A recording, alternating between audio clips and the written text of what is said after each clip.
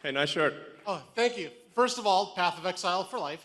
But more importantly, as we see the whole world has turned to a fear-based mobilization effort. And we've seen that translate into violence. And the right's not immune to it because it can hit everybody's psychology. Sure. How do we beat that with optimism? Because that's going to be crucial to avoid mass eruption of conflict. Yeah, I mean, there does seem to be, you're right that the right is not immune from sort of hate and violence. It's not like nothing, but it does seem weirdly heavily weighted towards the left.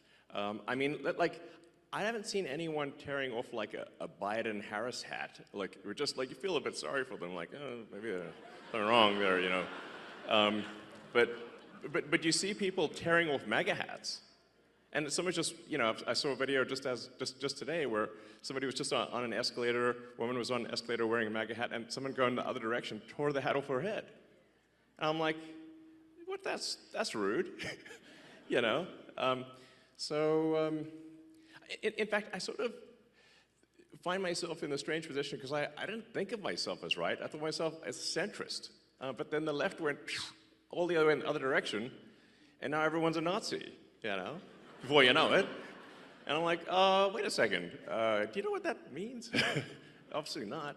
So, but yeah, I mean, I think, you know, I believe in peaceful discourse and that, you know, we make arguments, verbal arguments, and the people decide which way they want to go. But you know, we don't engage in sort of shouting people down or violence or burning things or shooting things.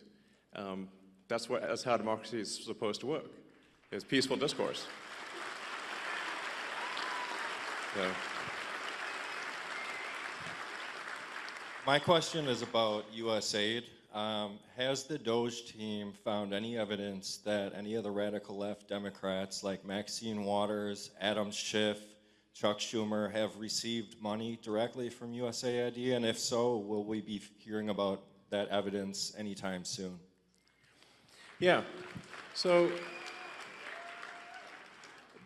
there is a massive amount of corruption, but it is circuitous. So what happens is there's money that, obviously it's your taxpayer money, that is then sent to various government organizations who then send it to NGOs, which an NGO is a non-governmental organization, but obviously if it's a government-funded non-governmental organization, it's just an organization, it's just the government. And effectively there's a giant fraud loophole, which is that the government can send money to an NGO that is then no longer governed by the laws of the United States. So they'll send the money overseas to one NGO, then they'll go through a bunch of them, and then I'm highly confident that a bunch of that money then comes back to the United States and lands in the pockets of the people you just mentioned. But it is a circuitous route. It's not like it doesn't go directly, but let's just say that there's a lot of strangely wealthy members of Congress where I'm trying to connect the dots of how did they become rich while earning, how do they get 20 million if they're earning 200,000 a year? It sounds, nobody can explain that. So something's, yeah, we're going to try to figure it out and certainly stop it from happening.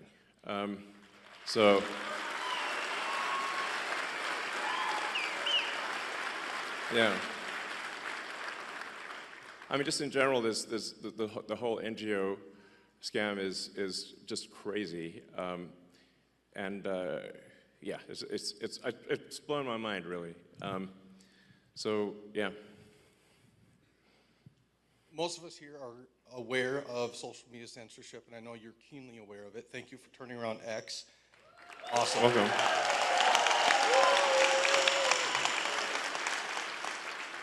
As censorship picks up in financial institutions, what can we do about that? So are you referring to offering financial services by X? No, sorry. Being kicked off of financial institutions for beliefs. Yeah.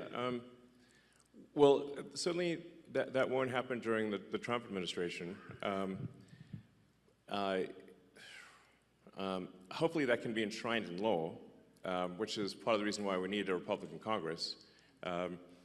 So you didn't see any Republicans kicking Democrats out and debanking Democrats, but there were a lot of Republicans that were debanked, thousands, which is really outrageous.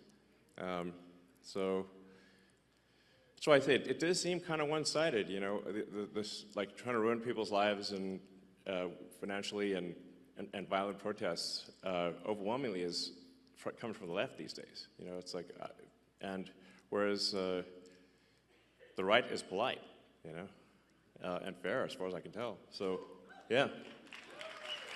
Go ahead. Thank you for being here. Your comment kind of about the Matrix is kind of ironic because my husband and I watched the first Matrix and the sequel yesterday. My question is, when so much of social media nowadays, you know, whether it be X or YouTube or whatever, is kind of curated to like a person's particular beliefs, or even where we have protesters that show up to town halls or potentially are paid, how does America kind of come together? And it used to be where you could have a conversation and have discourse like you discussed, Right. And still be friends even if you disagreed with kind of some of their statements. When you talk about knocking on doors, like to different people's house, like one kind of fear that I have is like, even if you talk to somebody, everybody has their own sets of beliefs and their own truths. So I guess, how do you get through that? Yeah, well, I think what we saw there for quite a while was that all of the legacy media and all of the new social media were in lockstep together. And they were all parroting the same left-wing talking points. And they were suppressing any dissent and any so-called right-wing or frankly even centrist views. And with that's why I felt it was critical to acquire Twitter, now X, in order to enable that dialogue.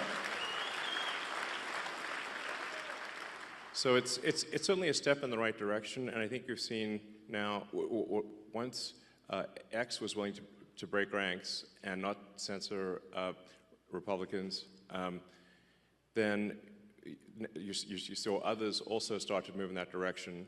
You know, it looks like, for example, Facebook and Meta, you know, yeah, they have certainly, Mark Zuckerberg has stated that they will be doing sort of community notes based on the community notes of the X platform, and as opposed to having sort of far left censorship bureau, the sort of, you know, the woke Stasi essentially reviewing things.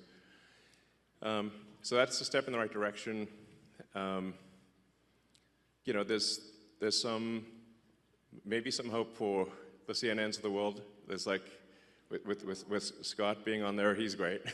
You know, he's like, I'm sort of hopeful that things that are moving in the direction where different points of view are espoused on, or you know, heard on legacy media and social media. So I guess maybe I'm actually a little bit optimistic about the future. You know, on the X platform, you know, we don't prioritize, you know, one side or the other. We try to be as fair as possible, and I will reply to, you know, prominent Democrats, even if they sort of say terrible things about me. So, you know, it's like, yeah, we should have this discourse. And so I kind of think, at least on the media front, things are going in a good direction, but on the, but I am kind of perturbed by the sort of how aggressive these protests are, you know, where it's like, you know, there are people at these protests calling for the death of the president and death of me and, I don't know, probably death of others, you know, that's the kind of thing that's not cool, you know. At the risk of saying something outrageous, calling for murder is not cool. You know. So, yeah, please. Thanks for coming, Elon. I'm a teacher by trade. I have gone through the 4-year bachelor degree to teach the nation's youth going forward. On that, Yeah. Actually, I'm kind of curious, what was that like? Like, yeah. I got an English degree, man. At the end of the day, unless you want to hire me, that's about, that's about what I do. Sure. So during teacher college, they give us a heat map, and it says these are the cost per head on each student. The southeast is generally the worst, but they're also generally the lowest spent per capita on each student. Beyond just that correlation of the one text I got in an education class, I wonder, with your investments in Khan Academy, with the advancement of AI educational tools, where specifically you can get feedback and these students can get feedback. Yeah, absolutely. Where do we see 100 years from now? With all Oh man, 100 years from now? How about 50? I hope we last 100 years. That'd be like jackpot.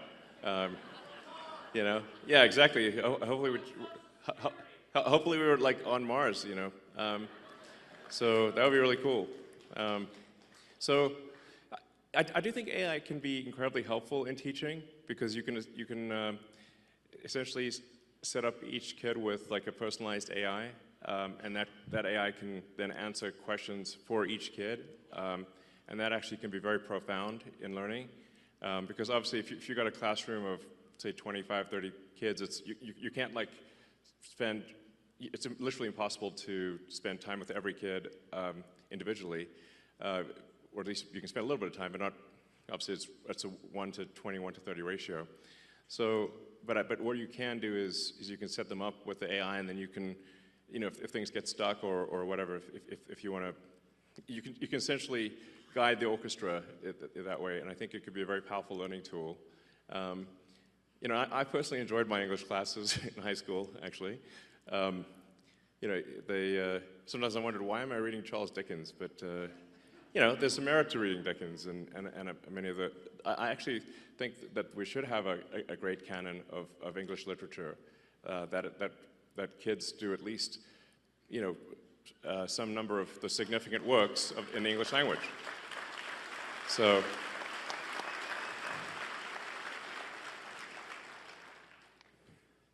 I mean, this, yeah, it seems like very obvious to me, but yeah. And another thing with regard to teaching is that I think teaching is a very important profession. If you look at the expenditures, there's a very big rise in the number of administrators, but not a very big rise in the number of teachers. And so that's really the big factor, which is we should have more actual teachers.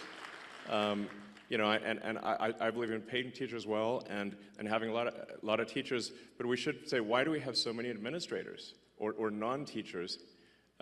So administrative expense has gone ballistic, but teaching expense is more or less flat. Doesn't make sense. So. First, I would like to apologize to you on behalf of America for the idiots you have to deal with for what you're doing for us to improve our country. Second of all, my question is, what is your opinion on the Federal Reserve, and do you have any intentions of doing anything with them? And the Fed.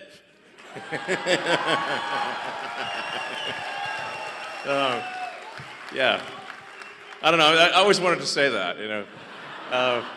But I mean, I think there's like 20,000 people that work at the Fed. Seems pretty high.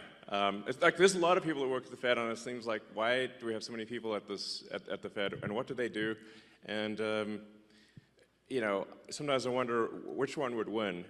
You know, the federal for interest rates, the board of the Federal Reserve, or a magic 8-ball. And I'm like, I think the magic 8-ball might win. You know. So then I'm like, well, magic 8-ball is a lot cheaper. So you know, it's like you shake it, it says check back again later. I'm like, okay. Same thing.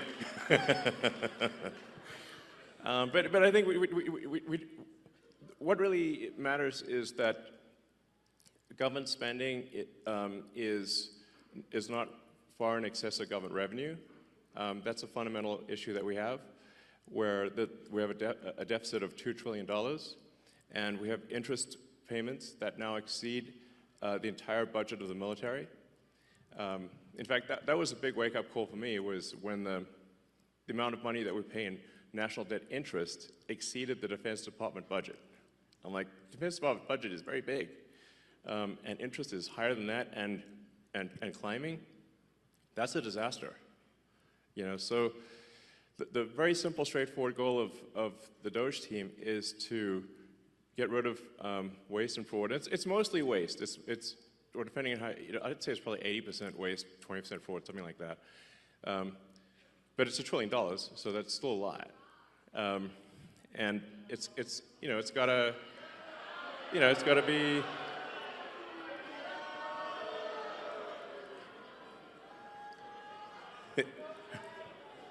We got another Soros sleeper agent there.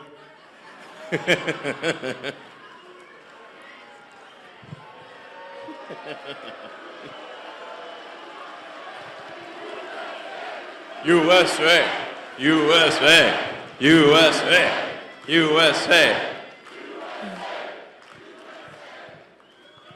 So, I mean, to be clear, the very simple thing we're doing, and we post everything publicly on the DOGE website, which is just to look at every expense and say, is this actually a good use of your taxpayer dollars?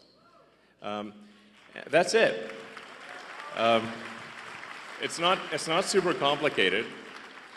And the thing that's pretty wild, this is why I say, you know, I used to be a Democrat, and so and if you listen to the speeches of Clinton and Gore in the 90s, when they were going on about reducing waste and fraud, literally you wouldn't be able to tell the difference. If like, who said it, DOGE or Clinton Gore?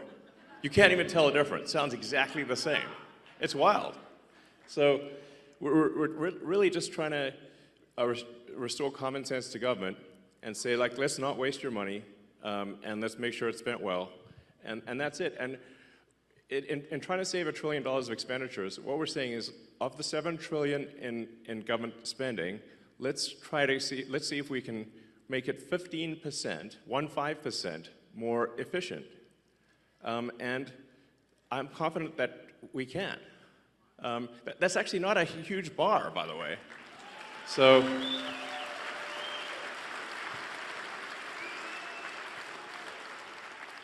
and when you see the crazy things that the government is spending money on, you can see a list of some of them. You know, so like, I don't know if we should be spending money on transgender comic books in Peru. That doesn't seem like an ideal thing to spend your money on, you know? Why would we do that? If somebody in Peru wants to do that of their own accord, that's fine, but it shouldn't be your money that does it. So it just, and you know, we shouldn't be paying rent on empty buildings. And you know, if I do think there is a role for government, but we just need to make sure, we're just going through and saying, and doing what I would call like an excellent and necessary and reasonably trusted review of organizations and personnel. So is this person doing a good job? Great. Is the role necessary? If so, that's good. And are they reasonably trusted, meaning they're not a psycho? Like, we're not talking about like political affiliation, just that they're not crazy. So, you know, what's wrong with that? I'm like, sounds super normal to me. So that's it. Now, in this process, one of the things that we've discovered, which is, I think, on the fraud side, which is a really big deal, is that the Democrat administration, the Biden administration, has basically taken every arm of the U.S. government and bent it towards creating a financial incentive for illegal immigrants to come to the United States. Now, this is every part of the government. So, like Social Security, Medicaid, unemployment insurance, disability, even the IRS. So you can like fill out a fake tax return and say you need a tax maybe I shouldn't tell people this, but it'll actually work. I mean, mostly. There's some chance you'll get caught, but if you fill out a fake tax return, you can just get a tax refund, even though if you didn't pay taxes. So we're trying to stop all these things, to say like, okay, well, let's stop the waste and fraud, and we also need to turn off the massive financial incentive for illegals to come to the United States and stay in the United States. And this is really the thing that is causing the Democrats to lose their mind. You know, because they're actually spending, at this point, tens of billions to attract and retain illegals in the United States. It's really on that scale. It's a gigantic number. And the goal is to turn all the swing states blue. That means Wisconsin. So that's the goal. So with the asylum program, if they can get a green card within a year, and then they can get citizenship as quickly as 4 years after getting a green card, because the first year of being an asylum counts for the 5-year citizenship waiting period. So this is a very big deal. A number of friends of mine have actually joined the government in order to help with this process. And I'd like to welcome my friend Antonio Gracias to the stage.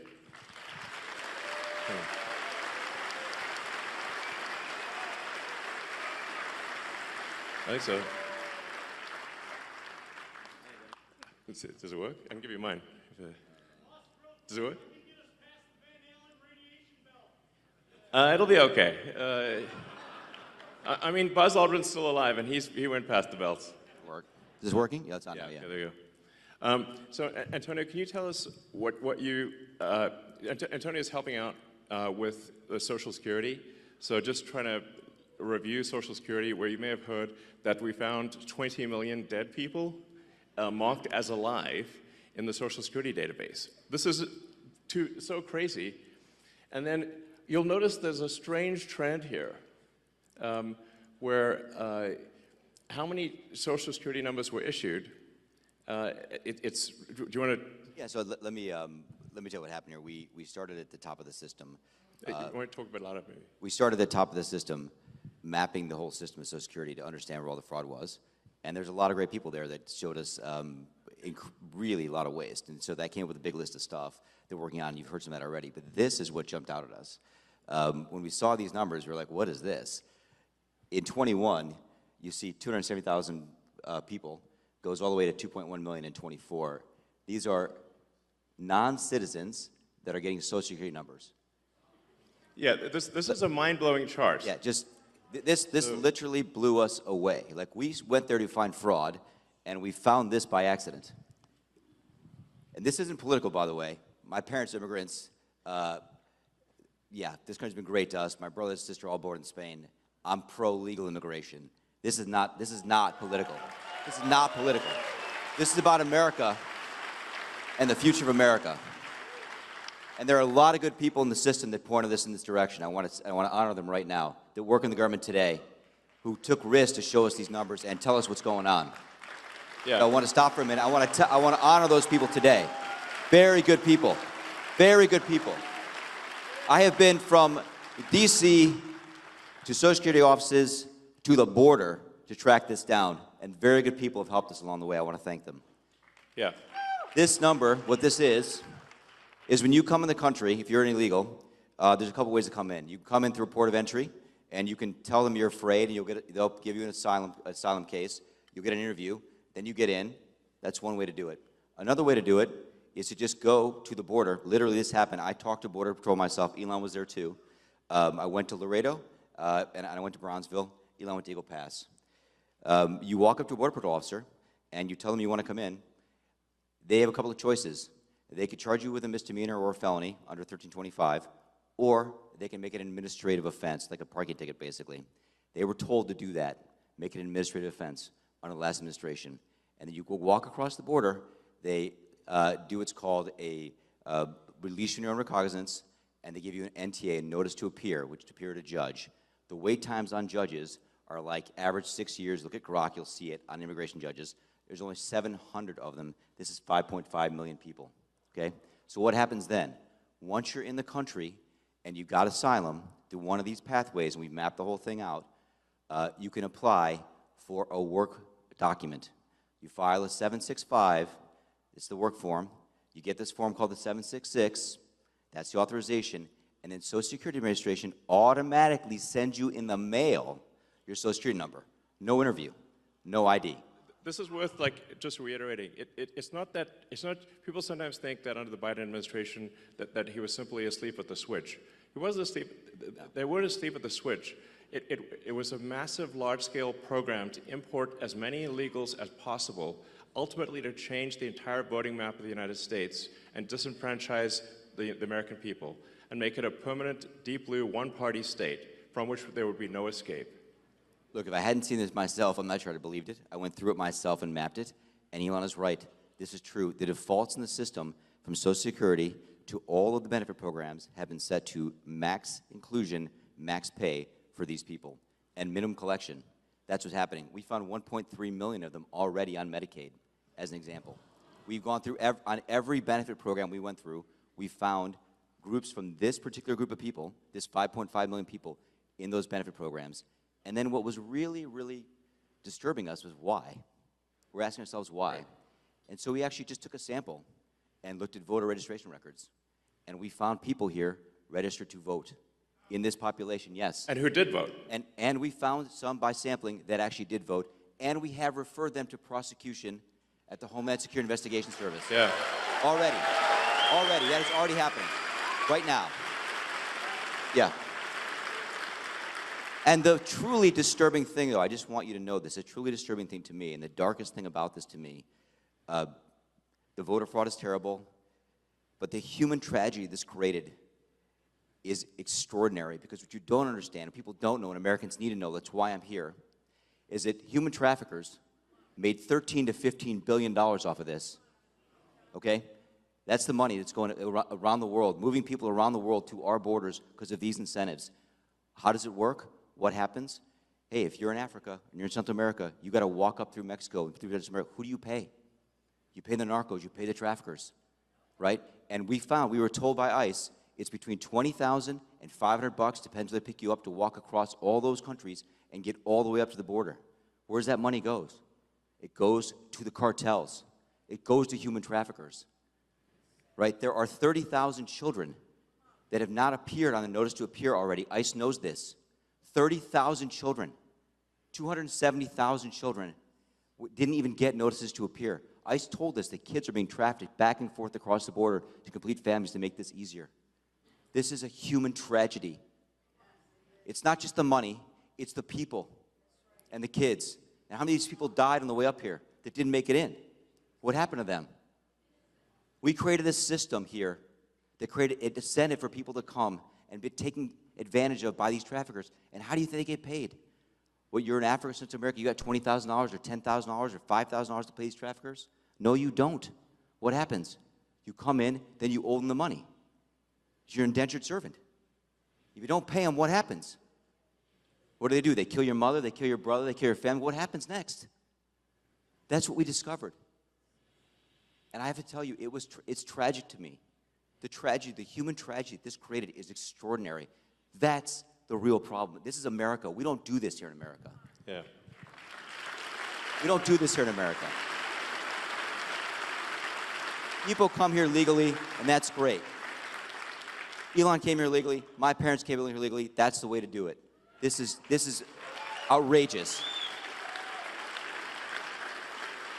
Yeah, it's pretty wild. I mean, you can see, because there's still actually a lot of people out there, especially in the sort of center third of the country, that somehow think this is made up by the right, or it's like some fiction. It's not, that it's somehow not true, but it is absolutely true. And you can see that if you look at things like the state of New York, which tried to make it legal for illegal immigrants to vote in the state of New York. That was only shot down by the New York Supreme Court a few weeks ago. And California has made it health care available to all illegals in the state. And they initially claimed that it would only cost $3 billion. It's now $9 billion and climbing. So it's really, if you create a massive financial incentive for people to come to the United States illegally, then that's what they will do. It's a very sort of, it'd be strange, it'd be odd if that didn't happen. So the thing that actually has the Democrats losing their mind by far, the real reason for these attacks and sort of the burning of the cars and everything is that we're going to turn off the payments to illegals.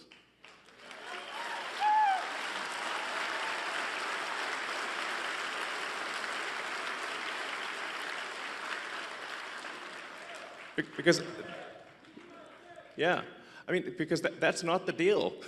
You know, it's simply not right. You know, if you look at that thing with the Roosevelt Hotel and, like, you know, the luxury hotels in New York, where the Federal Emergency Management Agency funds were being used to house illegals in luxury hotels in New York that the average American can't afford. And they were giving a welcome package and $10,000 debit cards and everything else. Like, it's super real. I mean, it's like, I think it's the biggest voter fraud thing in history by far. And moreover, if left unchecked, it would have succeeded. As Antonio mentioned, the time frame for going from asylum to citizen is roughly 5 years. Yep. And so all of the people that came in on that chart that you saw, if the machine behind the Kamala puppet had won, then, you know, they change out the puppet, but it's the same machine. Then they would have actually legalized all those people, and there would be no swing states. And they added more. Remember, it was doubling every year. Yes. It went from 1 million to 2 million. It was going ballistic. Going ballistic. And it is just, these people are just entering the benefit programs now, by the way. Right. We're seeing the ramp happen too. And these are just the ones that are in the system. This doesn't count the other, you know, 7.5, 8 million that ICE thinks are out there. Yeah. We don't know if they have numbers. The number is totally uncontrolled. The voter ID requirement in this state is super important because of this. Yes. Because the Social Security number, it's not supposed to be a federal ID number, but it basically is. That's how you access all the benefits.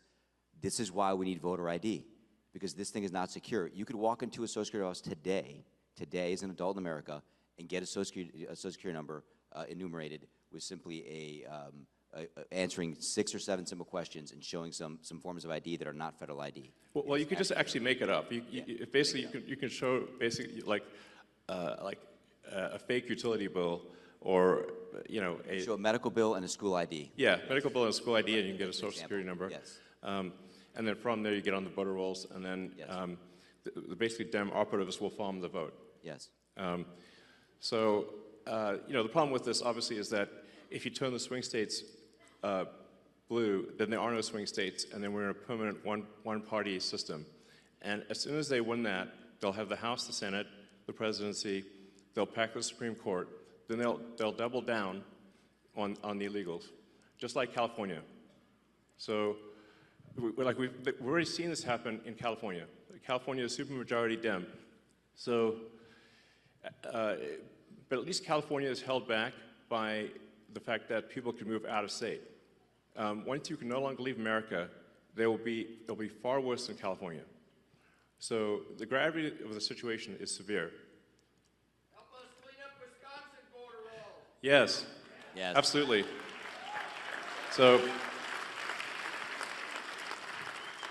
I mean, it's really simple stuff.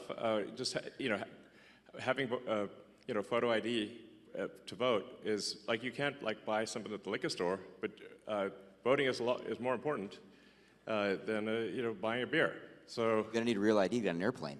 yeah, like you can't book fly domestic flights. anywhere. Yeah, I mean, and like the same people who are saying that there should be no voter ID at voting stations demanded vaccine ID from everyone. Yeah. I'm like, that's weird, you know. So it's really about just restoring integrity to the voting system, which really should not be a right or left cause, but a cause for all. Do we not all want integrity in the voting system. Of course we do. Yes, of course. Yes.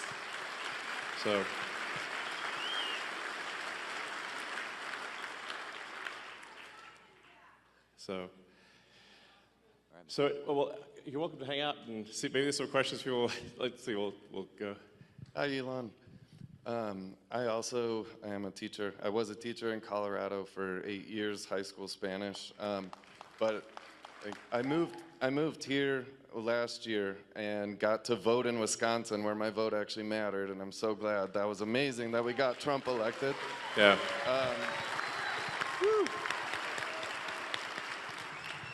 And I was listening to, I believe it was Patrick Bet-David. He called this perfectly, where he said, when Trump gets elected, he's going to go from enemy number one to Elon's going to be number one. And for the reason, I mean, he only has a couple years left, and we've all seen the left go after you and make you number one enemy. And just walking in here, we heard Nazis suck. There's all this horrible thing. And just on a serious note, I just want to let you know, my wife and I pray for you at night. Thank you. For your safety.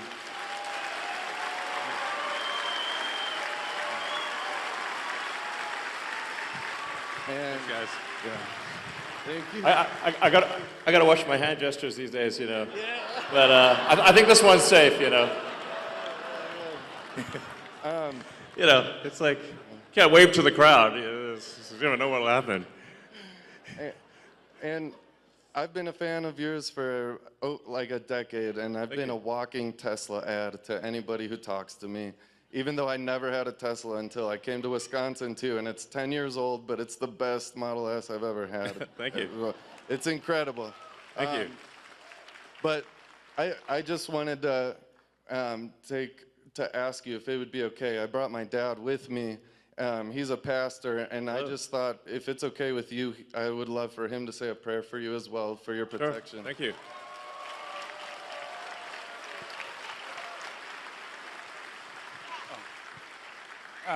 Elon, well, thank you so much for everything you've done for our country. We do love you very much. Thank you. And as a pastor, but just as a person, right? And even if I wasn't a Christian, and I know not everyone here is a Christian, but I think there's quite a few of you here and who are. Either way, we love all people. That's not the issue. The issue is fairness, what you're talking about. The issue being just, and the justice being a weapon instead of lawfare, instead of actually just, and all this corruption you're talking about. And that's a bad spirit, if you want to say it that way, putting it nicely. It's something evil that has come against our country, our morals, our families, etc. And then you and the president and others getting attacked with this outrage and this hate. So if you would, allow me to pray. Thank you. You'd all who want to, please join me, bow our heads and pray.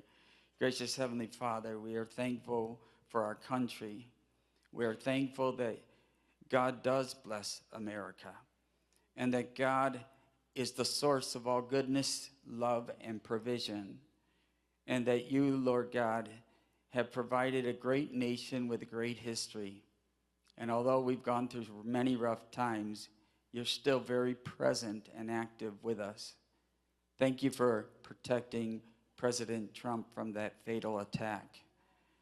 And we ask that you envelop and protect all of those who are fighting for justice, for freedom, for order, for dignity, and to reward people according to merit, and especially put your hedge of protection around Elon Musk, around his children, around his whole entire family, and all of his team members, that all would do good and just by our country, and freedom truly and justice would reign once again. We ask this in the name of the blessed Savior, Jesus Christ, who we remember during this time of year, who suffered and died for our sins.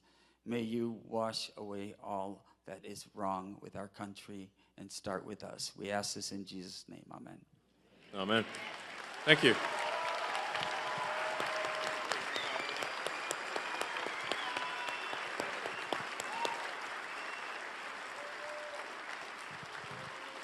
Thank you very much. Thank you. Sorry? Up to you. You can hang out if you want.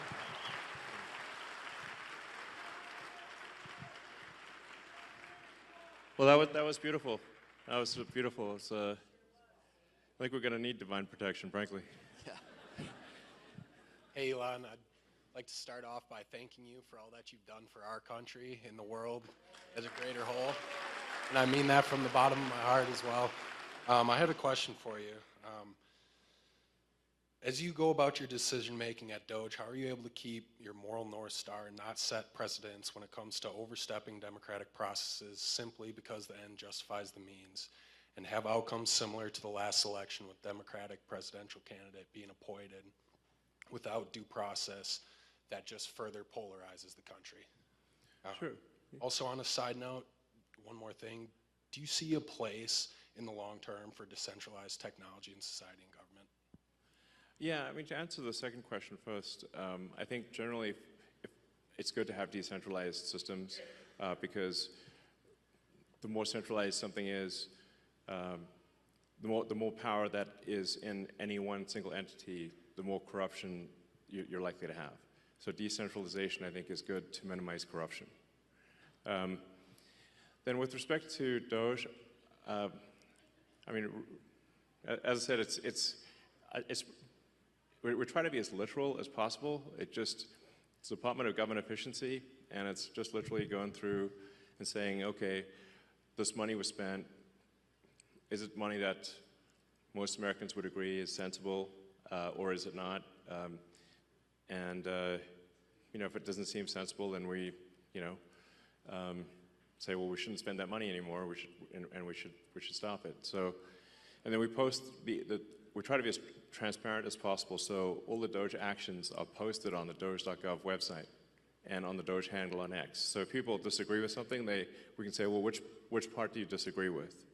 When I get these sort of attacks of like, oh, it's unconstitutional, I mean, like, well, which expenditure is unconstitutional that we have stopped?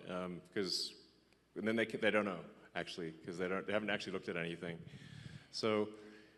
Now, obviously, a lot of this can be reversed with a new administration, but at least for some period of time, we're going to make sure that your taxpayer money is spent at least 15% better. It's not like you know, I think it's a reasonable goal, it's a rational goal, it's a sensible goal, the net result, I should say, if we have the combination of a $1 trillion increase in economic output and a $1 trillion decrease in the budget deficit, then the outcome should be that there is no inflation or very little inflation from one year to the next. So at the end of next year, the prices will be at the grocery store will be very similar to what they are right now, which means that, you know, standard of living will actually probably be higher, a little bit higher. Whereas we've had rampant inflation to date. And inflation is really just a pernicious tax that has been used by governments throughout history. It's very tempting for governments to use inflation as a tax because it's indirect. People see the prices rising at the grocery store or for goods and services or for houses, and they tend to like blame the store, but it's not the store, it's the government. The government has reduced the value of money, and as a result, prices rise. So by by reducing waste and fraud, we'll essentially make the economy more efficient, and we'll shift people resources from the government to the private sector. And that will result in an increase in the output of goods and services, and so the average standard of living will therefore rise. So they're trying to make economics sound very complicated, but it's really not that complicated. The standard of living increases when when the output of goods, average output of goods and services increases per person. There's basically more stuff, therefore you have more stuff to divide across the people. That's it. You can run this sort of thought experiment and say, like, if there was 100 people on an island, and you'd say, well, how many people do you want farming, fishing, making stuff, versus, doing regulations? You would say, like, oh, you wouldn't want, like, 20 people doing regulations, You'd be like, oh, that's too many. Well, then maybe you'd want one or two. I don't know. Maybe none. Ideally, zero. I'm all for small government, by the way. I think that really, yeah.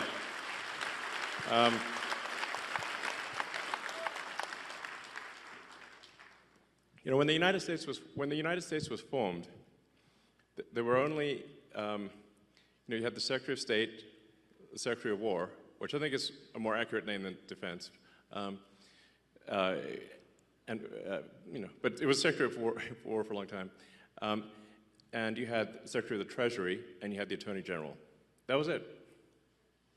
And if it were entirely up to me, I'd be like, let's make it like that again. Yeah. Howdy, gentlemen. I've got a quick question regarding government and transparency. Do you think Dogecoin may ever be used, or the Dogecoin blockchain to be used for maximum transparency? Well, the names are similar, but they're doing two very different things. In fact, I was going to call it like the Government Efficiency Commission, but that's a super boring name. And then the internet said, no, it needs to be called the Department of Government Efficiency. I was like, well, the internet is right. So we changed the name from Government Efficiency Commission to Department of Government Efficiency. But there are no plans for the government to use Dogecoin or anything, as far as I know.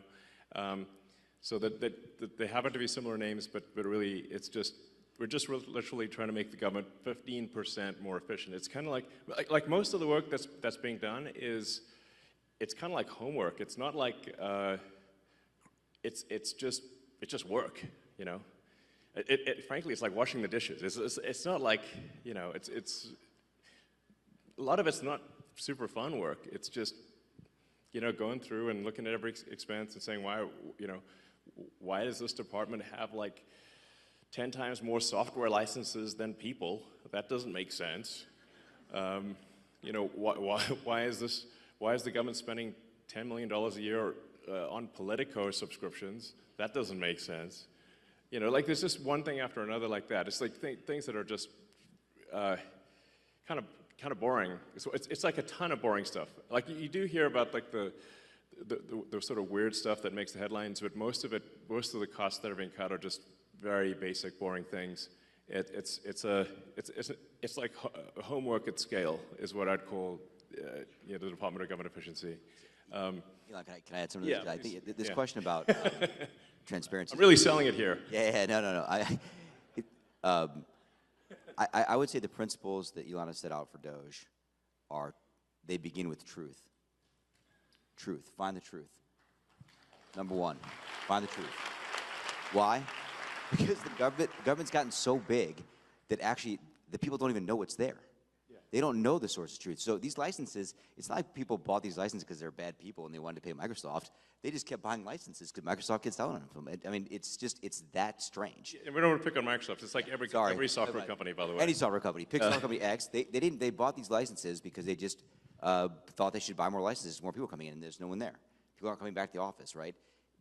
It's just finding truth. The number one principle is truth. And then transparency is number two, I think, on the list, right? So find the truth, make it public, make it transparent. And number three is, man, do it fast, make it efficient, and be urgent. Yeah. Those are the principles that Elon's put into Doge. Yeah, it's worth pointing out, it's actually difficult you have to recalibrate how dumb things can be because it's the government. Frankly, it's like dumber than you think it could possibly be. Like for example, we found there were a whole bunch of what I call ghost payments going out, where the government contracting officer had retired or changed jobs or was dead or I don't know, they were not around anymore. and they forgot to turn off the payment stream to some company. And it's like leaving the money faucet on and you leave the house, and it's just the money faucet keeps going. And it's a pretty rare organization that will complain about receiving money. So organizations, so then you're like, is that waste or fraud? I mean, the government did send them the money, but they didn't deserve it. So then, well, okay, we should turn off the money spigot if the contract is over, type of thing. So one of the things that we made a recommendation to the Treasury that the payment classification codes and the explanation for the payment be mandatory fields. And have a name attached. So we could just ask the person who approved the payment, is this payment a good payment? Does this make sense?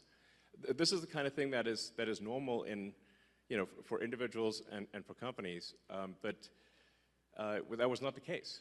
So the reason why the government could not pass an audit was because the information did not exist that would be required to pass an audit. Like, it was literally impossible because you just had all these blank checks going out with no explanation and no payment code. So how are you supposed to do an audit? It's literally impossible. So that's what I mean by, like, it's very basic stuff. Like, we just want the congressional appropriation payment code to be mandatory and a very short explanation. We're not even going to judge what the explanation is, but that there be any explanation at all and a name attached was revolutionary. My guess is this will probably save $100 billion a year, like a lot, So.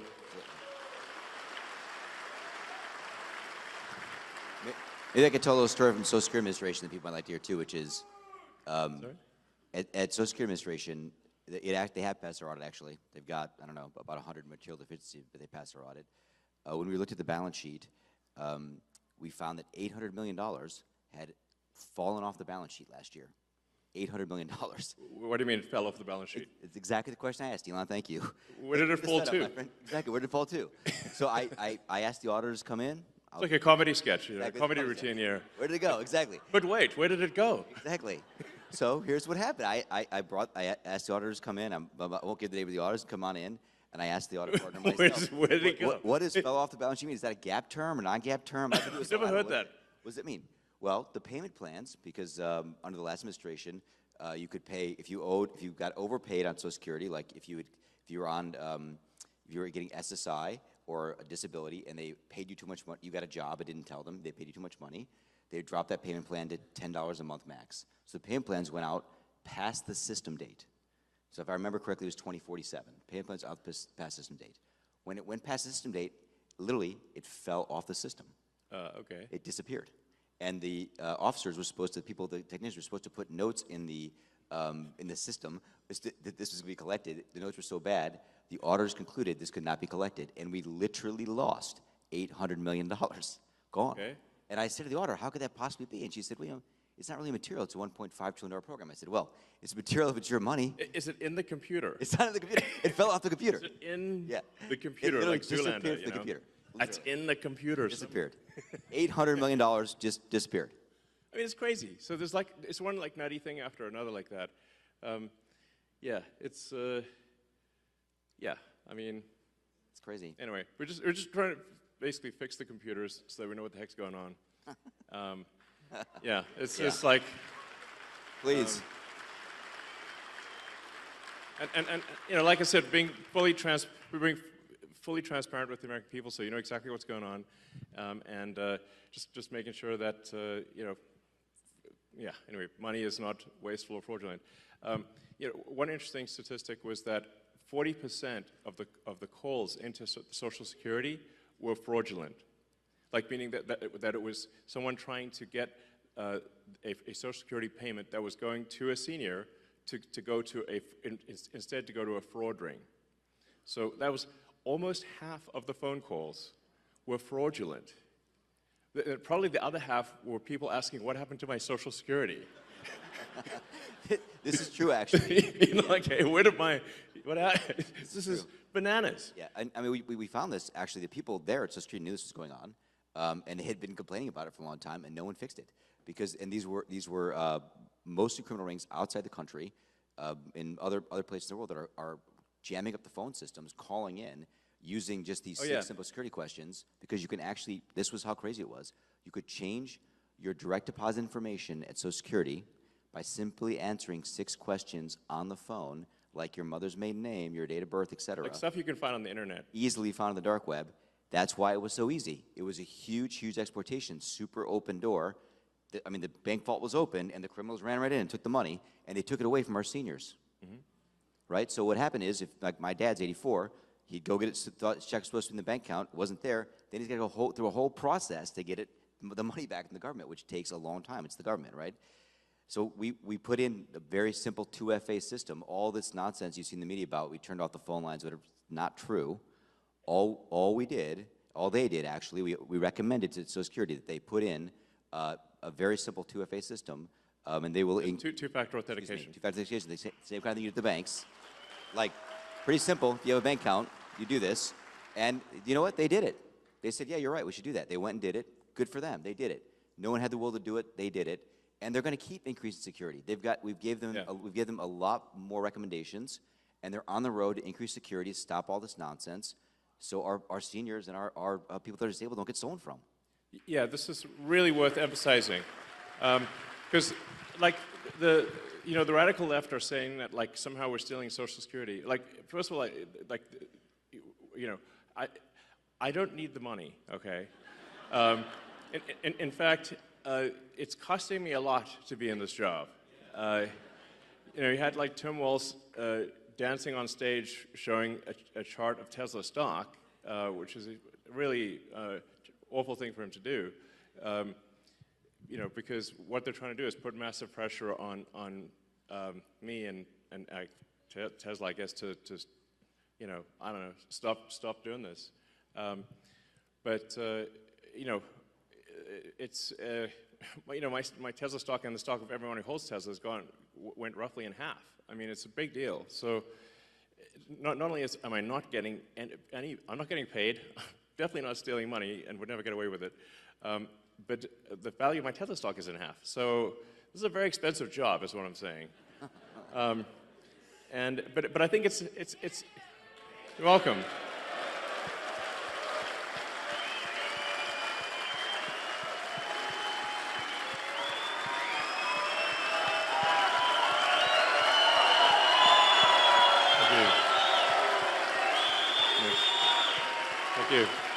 Thank you.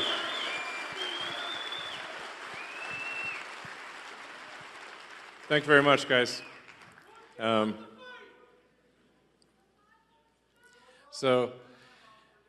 long term, I think Tesla stock's going to do fine. Maybe it's a buying opportunity.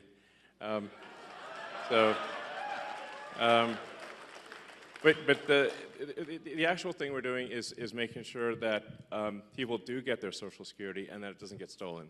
100%. Yeah. Sorry, go ahead. Hi, Elon. I got a question for you about DOGE. Great shirt, too. Everybody in this room has got a bunch of money sitting in a bunch of little boxes in a bunch of different states. And it turned into crickets when you brought it up online that you were going to go check our gold. And I'm worried about the Democrats and Joe Biden's last administration with the money not being there. Did you get blocked, or are you still able to go check that? Sorry, I'm not sure I understand exactly what you're referring to. Fort Knox. Oh, Fort Knox. Oh, yeah, right. Oh, yeah. Well, that's up to the president, of course.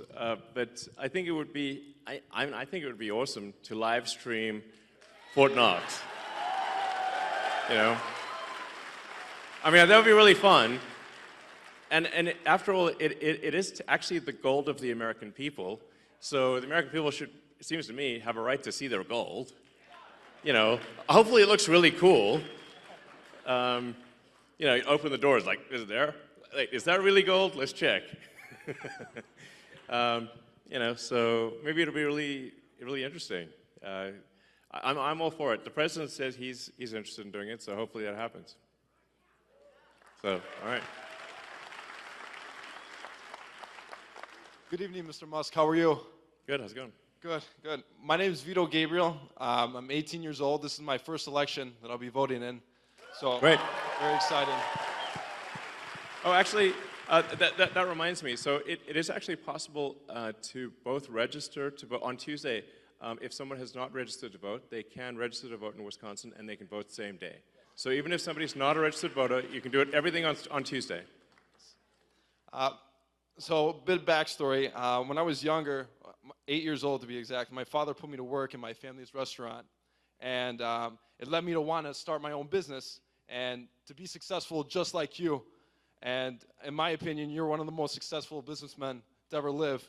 And so what advice would you give to young entrepreneurs who want to start their own businesses and give back to this great country? Well, sure. Well, it is very hard to start a business and have it succeed. You know, it is true that most businesses that start do not succeed. So, I mean, I guess I'd really just say, you know, if there's a product or service that you think is really needed, then you go out and you make that product, or you produce that service, offer that service, and try to be as useful as possible, really. You know,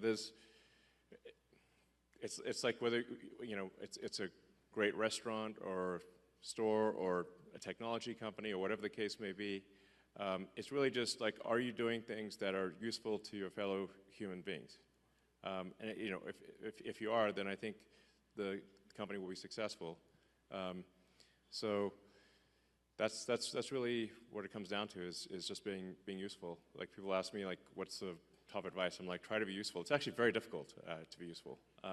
You know, but you know, I have a lot of admiration for anyone who just does an honest day's work.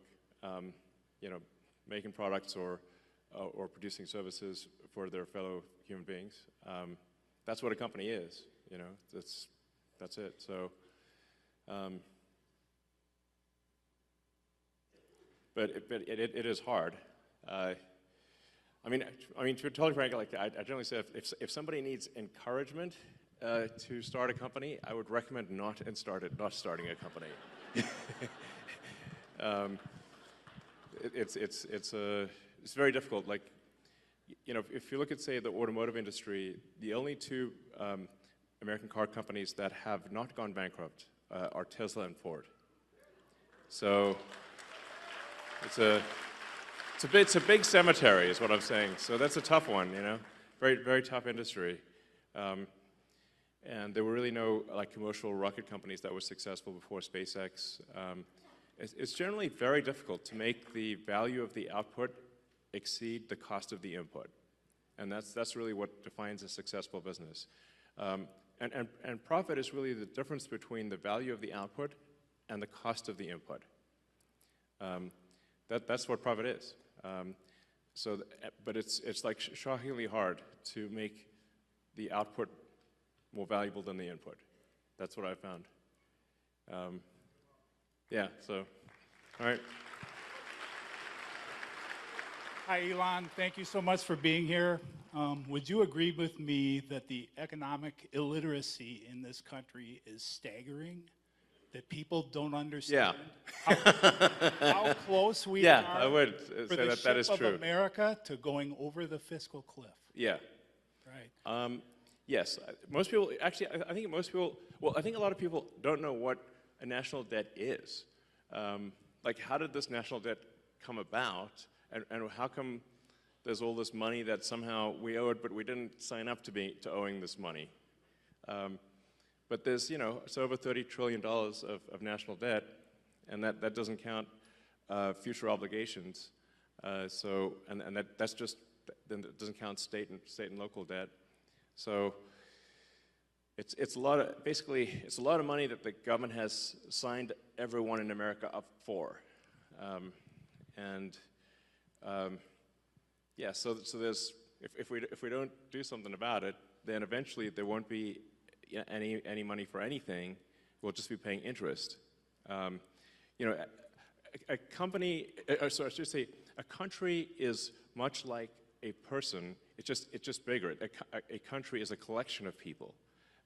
But just like a person can go bankrupt, a country collectively can also go de facto bankrupt, essentially by diluting the currency to where it's worthless.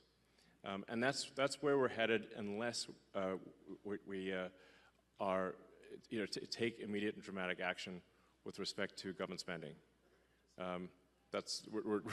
We're in deep trouble, basically. You've seen this in places like Venezuela, Elon. Yeah, exactly. So you see it in a lot of countries where it's, things have gone to hell in a handbasket, and it's like we just need to not do that, So if the ship of America sinks, we all sink with it. This is something that I try to tell people in the sort of commercial sector, that like you're not going to, your company's not going to make it if the ship of America sinks. So we all got to work together here to make sure it does not. Yeah.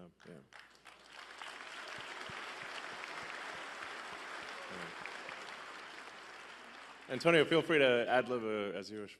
I know. Right. Sure. This is the only place left to go.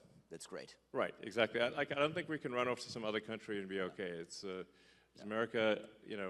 I will die in America. I'm not going anywhere. I will too. I mean, I might go to Mars, but that'll be part of America. Yeah.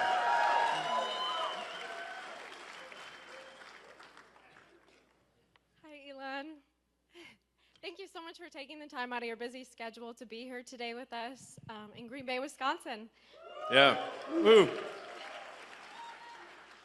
I just want to say that DOGE's findings demonstrate to the American people that the government clearly does not care about our hard-earned tax dollars.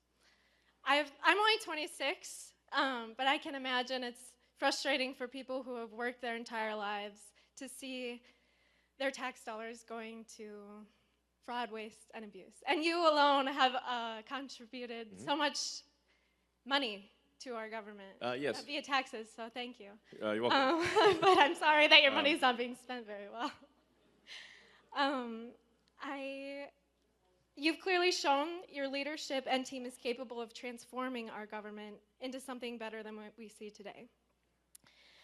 I just want to say I'm sure I'm not the only one who's wondering, but we know that DOGE has found quite a bit of money, and we would like to see some of that returned to the American people. Do you have any information on when DOGE checks would be written or sent out?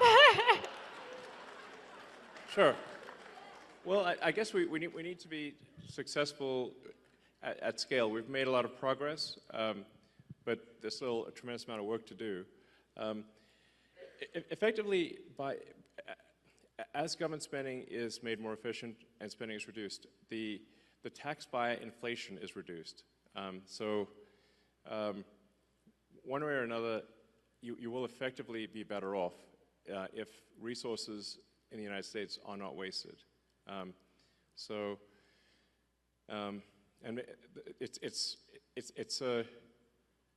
somewhat up to the Congress and maybe the President to as to whether specific checks are cut. But whether a check is cut or not, if you reduce wasteful spending, the economy is going to be better off. People will do more useful jobs than before. The total output of goods and services will increase, and then the average standard of living will increase. So that's yeah.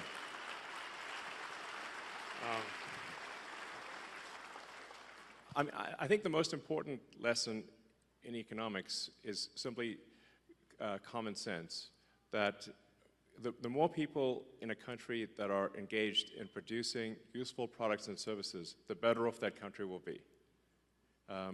Like you could run the sort of thought experiment to say, in the limit, if we moved everyone in the car industry into the DMV, there would be no cars, but there would be a lot of regulators. So then you say, well, okay, well, then how many people should be in the government versus not government?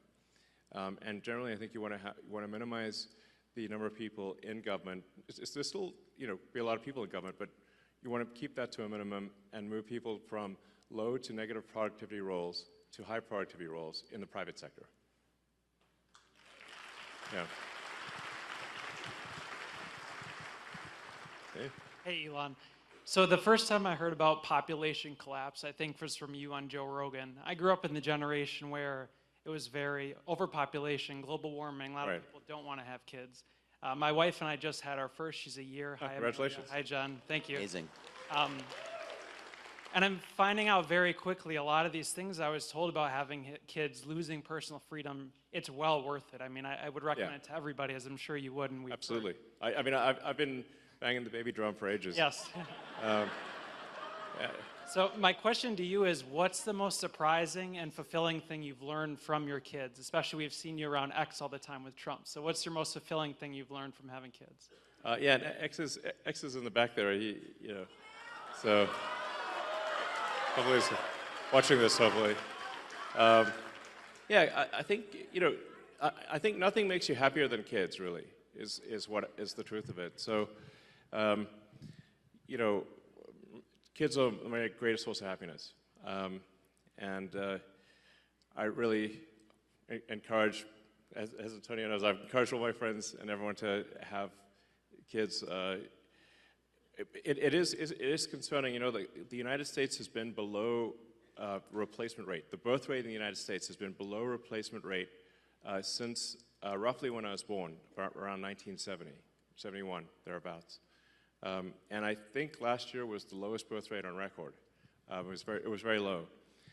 And then we're seeing this trend in almost every country on Earth. This is worrying because it's like, well, if something doesn't happen, humanity is going to disappear. So it's, I think, very important to have kids.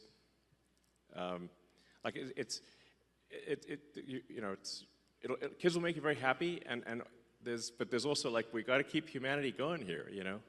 No humans, no humanity. It's like, Elon practices what he preaches too, by the way. He's having lots of kids. Sorry? You practice what you preach, and yeah, for sure. And he tells all his friends to do it too. I can tell you that for sure. For sure. Yeah. So, all right. Hi, thanks for coming. My name's Adam. I'm a postal worker. I'm wondering if you could give some insight into some of the reforms or changes that DOGE might be looking at for the Postal Service. Well, actually, perhaps I can ask you what should DOGE be doing with respect to the Postal Service? I'll write you a letter. Okay. I suspect you've seen that things are not entirely perfect in the Postal Service. Yes. So, I mean, obviously, it's delivering mail and packages is very important. There's a reason for why the Postal Service was created. And I haven't really had a chance to look at the Postal Service yet, but okay. I have a little detail on the analysis, if you want. Do you do? A little bit. Okay, sure. Yeah, I mean, I wouldn't say that, I want to be very general here, but there is this thing about, you could tell us, there's this thing about large volume users of Postal Service versus small volume users, right? So some company, please. I've heard of that, yeah. Yeah, I mean, you probably see it, right? You see, there are some companies in the world that use the Postal Service a lot and pay the same rate as everybody in this room that uses it a little bit. Does that seem fair to you? You see it on the front line. I can't really say. Well, he can't say because he works there. You work there. Okay. Doesn't seem fair to me. I don't work there. Yeah. So I mean, there's a bunch of questions about this people are asking that I think are interesting in the analysis. And when you look at the source of truth and the data, and you make that transparent, I think it's gonna be obvious what the right answers are. Yeah, it seems like some companies are not being charged the right amount for package delivery. And there's probably more administrative overhead than there should be, would be some safe guesses, I suspect. Those are good guesses. Yeah. Good guesses. All right. Elon, how are you? Yo, good. Hey. How's it going? It's Adam, your #1 reply guy on X. Hey. With Scott Presser. It's good to finally meet in person. Cool. So I'm glad you like a lot of my stuff. Yeah. Constantly replying to my stuff, liking my stuff, and I love to create material because I'm a former Democrat myself, just like you. Yeah. And I want to help bring over moderate voters from the Democrat Party who are disenfranchised. Yeah. And I'd love to be able to create more content to help you out, to help us win more elections, to win the midterms for 2028 and on Sounds and good. on. Would I be able to get a follow from your main because you follow me from your alt cyber gamer? Oh, I did. Okay. Yeah. At this point, yeah, sure. I'll do that. Sure.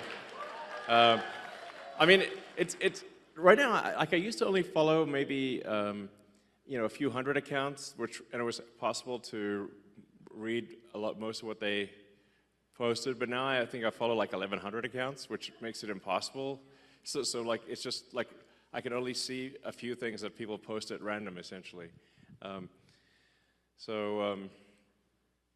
Yeah, but I'm trying to digest as much information as my human brain can manage. But yeah, thank you for your engagement, and just in general, like trying to report on what's really happening is great. Thank you. Thank you. Mr. Musk, thank you so much for being here and bringing attention to what's going on with our Supreme Court here. It's very important, and I think it would have gotten no attention, not even half of what it's getting now, if you hadn't stepped in, for good or bad, Yeah. negative press and good press. We thank No, you for that. exactly.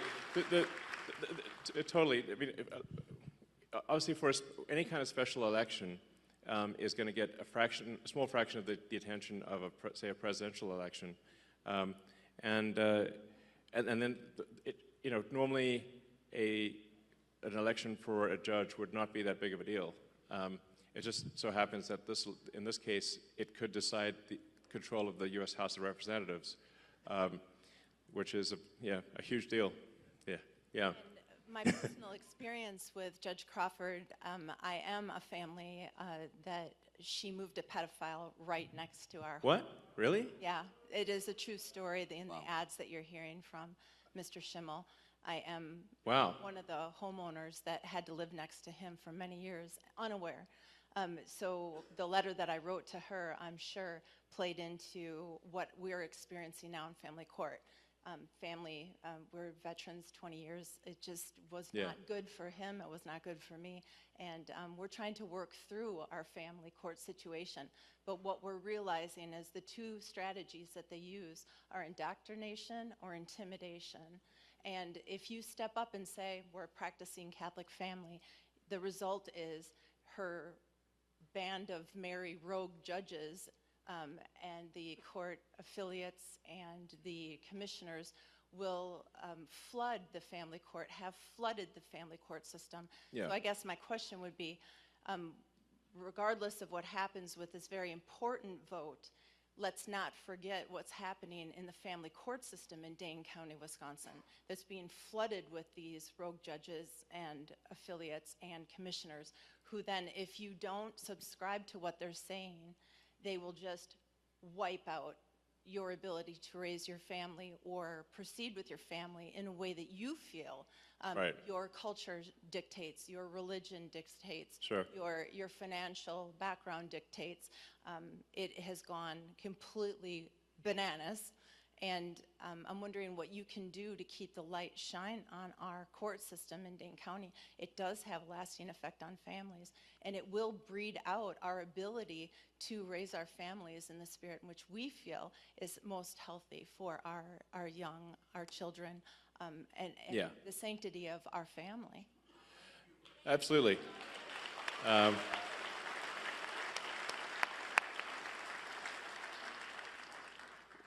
I think that's fundamental to life, liberty, and the pursuit of happiness, which is the foundation of America. That you should have control over your family, not the state. The state should not have control over your family. It's insane that people would think that. So we've had friends have to escape California because of this. Yeah. I mean, it's literally had to leave because the state tried to take their kids because they're imposing the state's values on the kids. And they literally had to leave overnight. More than one friend, we've had this story. Really? Really? Yeah, no, there's a thing, a change the law in California where if the teachers determine that it's in the kid's interest, like if you don't respect, I don't know, 10-year-old's pronouns or something, the state can take your kid in California. So it's insane. you know, it's state forced indoctrination, and if you don't match their, you know, whatever the state wants, then they can take your kid in California. It's a big deal. Yeah, exactly. So it should just be, you know, families should have control over their own circumstances, and it should not be the government that decides how your children should be raised.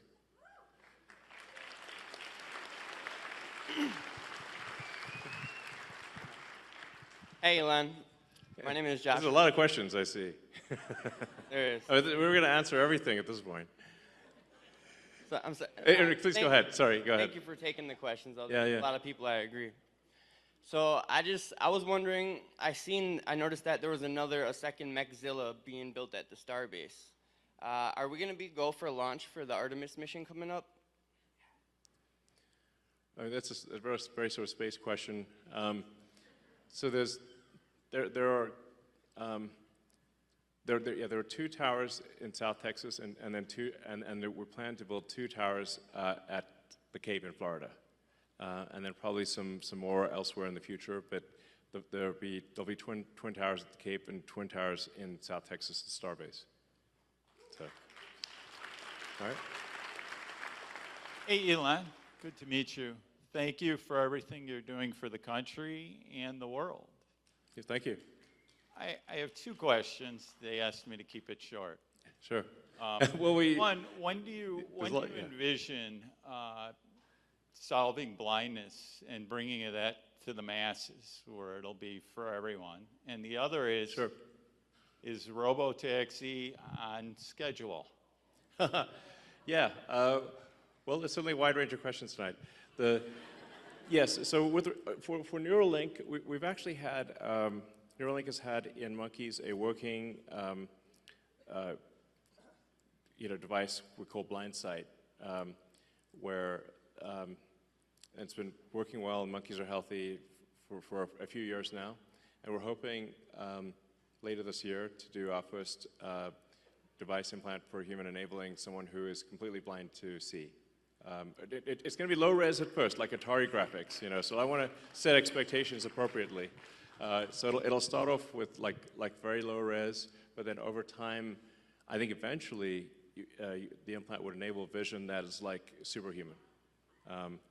So that'd be pretty cool.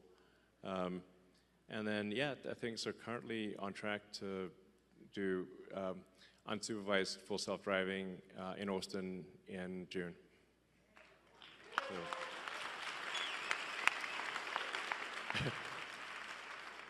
So I think we probably we'll take maybe 4 more questions, so just 2 from that side and 2 from that side, and then we'll call it a night.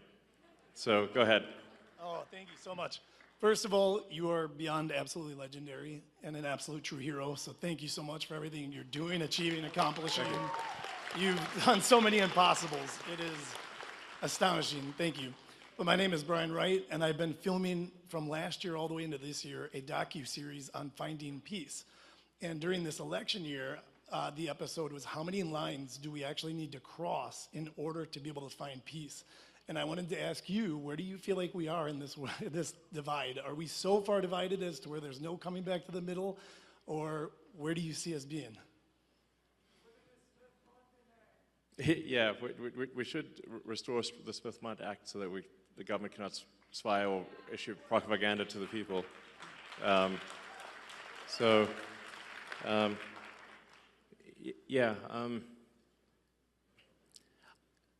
don't know. I mean, I kind of thought that we're headed in a good direction for a while there, and then the last month or so, there've been these like crazy violent things happening against Tesla and protesting me and whatnot, and I'm like, this is just nuts, and a lot of people sort of parading signs around saying that that President Trump and Elon Musk should die type of thing, and I'm like, this is really nuts, But I think the real issue is who's organizing and funding that, like the same people that organized and funded the infiltrators, who are the hecklers earlier tonight. So it's whoever they are, and I guess we know some of their names, but it's really, yeah. Soros and a bunch of others. I'm not sure really what. Sometimes I wonder what is their goal? Like what's their aim? You know, I guess is it communism? I guess is a part of it, or just I don't know. Sometimes I wonder, like, have they thought through what their if let's say they got their goal, then what? You know. So I don't know. I'm hopeful that things calm down. That there's that people engage in like dialogue, but not violence, and that if for those who do push violence and destruction of property and intimidation, obviously that they need to face legal consequences for that.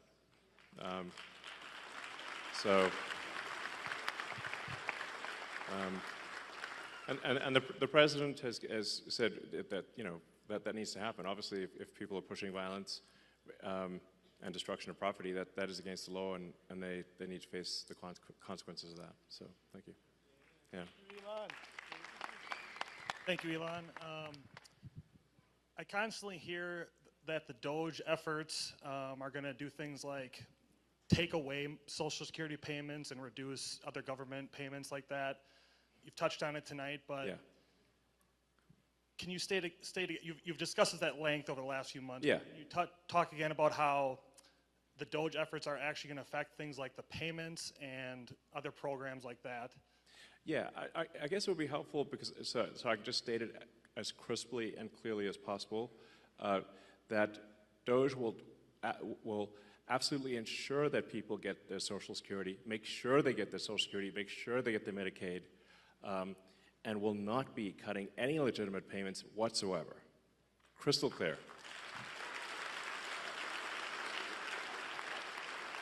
I would just add to this, I've been there, working there, and I spent about the first 3 or 4 weeks of my time in the Woodlands actually working in Social Security Administration. 100% what Elon's saying is true. Nothing has happened on the ground that would impact the level of payments going to people that legitimately are owed those payments, period. A lot is going to happen to people that are stealing from the system. Yeah. Yeah. They're not getting the payments. And you know who's screaming? They are. Because they're committing fraud. And we should take that away from them. Because they're stealing from all of us in this room and our parents. And they're going to scream loud. And it's going to get louder. But thank you for asking that question, because it is something that, as obvious as it sounds, it's a great question, because we just need to be very crisp and clear. DOGE will make sure you get your Social Security. DOGE will make sure you get your Medicaid. There will be no cuts to legitimate payments whatsoever.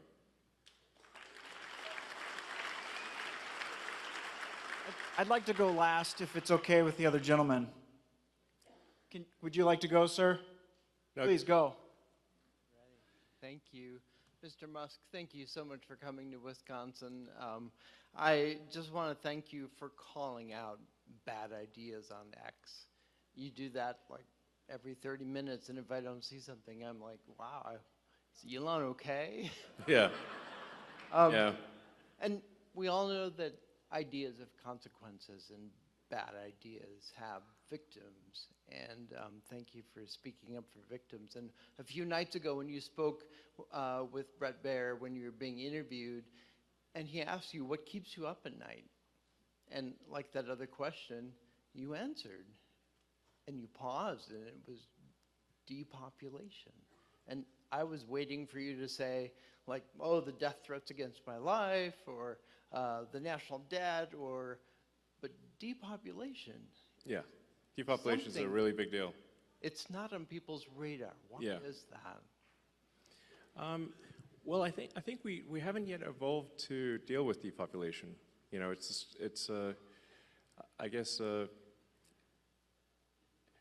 something we better evolve to deal with, or we're going to disappear. And once the depopulation ball starts rolling, you know, it seems to gather up speed.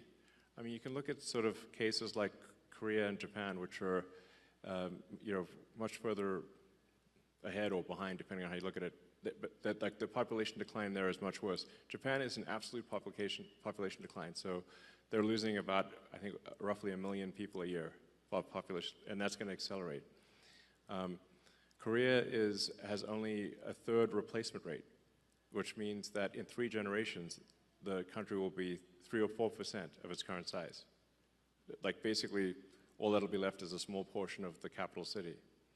And I keep waiting for the birth rate to turn around, but it doesn't. It seems like population collapse accelerates. That's why I think it's a very serious matter. If you believe in humanity at all, you should care about this a lot. And then, that's sort of, but that's a sort of long-term thing. And the short-term thing is that America needs to be financially solvent. That's what DOGE is about, trying to just make sure America is financially solvent. And then there's also the risks of AI. So we want to make sure that that AI is maximally truth-seeking, and ideally has sort of values that most Americans would agree with.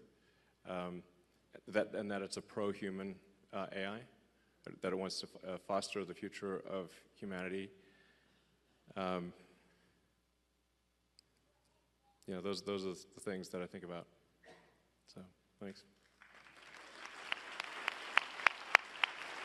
Elon, my name is Matt Haas, like Bonanza, Big Haas.